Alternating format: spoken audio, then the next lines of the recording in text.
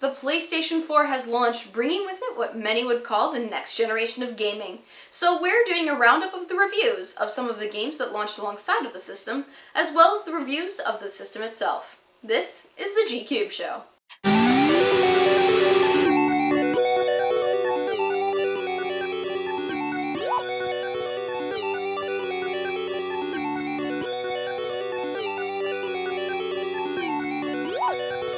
I'm your host, Amy Elise Brader, giving you the biggest news this week in the gaming world in 5 minutes or less. But before we get to the reviews, we're going to start with some news.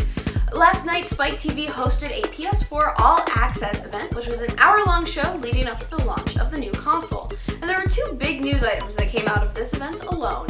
We have the Destiny beta, which was announced last night to be coming to the PS3 and PS4 first. So if you've been waiting to get your hands on Bungie's latest game, you'll have to sign up for a pre-order to get into the beta. On the other hand, Naughty Dog also was teasing some news of their own as they showed a teaser trailer for the latest in the Uncharted series, which you can expect to come to the PS4. First up in our review roundup is Killzone Shadowfall, which is making its fourth installment on PlayStation consoles. It's a shooter, and across the board, reviewers tended to agree that its multiplayer is its strongest component. There was quite a bit of disagreement on where its single-player campaign fit in, however. On the high end was IGN with an 8.0 out of 10, saying that with the strong multiplayer and a solid single-player campaign, the game shines despite some frustrating platforming elements and some strange AI problems. On the flip side, we had Polygon with a 5 out of 10, saying that the campaign was rather weak, with no desire to root for anyone involved, and it involved a lot of trial and error to get through. They still admired the stunning environments and the solid controls that were included in the game. Platformer Knack was described as everyone's second purchase for the PS4, the game that you buy after whatever you bought for the console in the first place. Well, that might not be so after reviews of Mark Cerny, PS4 System Architect's game, have come out.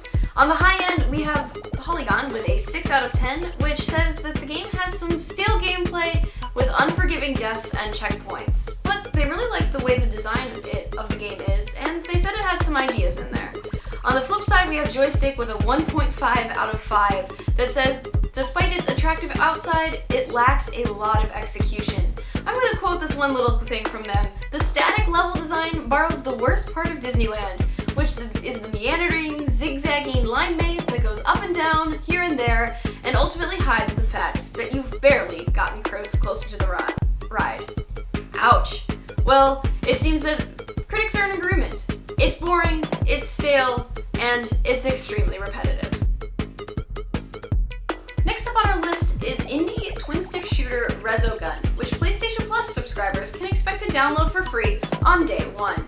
This is probably the highest rated game out of all of the ones we'll be talking about today, with IGN on the highest side with a 9 out of 10. They describe the game as short, but addicting and intense, and as a fun spin on the twin-stick shooter, which I find kind of funny because the game moves in a circle. On the flip side, we have GameSpot with an 8 out of 10, saying that it only has 5 stages, but still a lot of fun to play. It's easy to learn and challenging to master. Sounds like critics agree. If you want a good high-score chaser, Resogun's the place to go. Our final game for discussion is Contrast, a puzzle platformer that has some interesting concepts behind it. It's also going to be free for PlayStation Plus subscribers. On the high end, we have IGN with a 7.5 out of 10, saying that Contrast introduces some fun and interesting concepts, but sometimes the ideas behind it can be a little bit stale and relies on old tricks.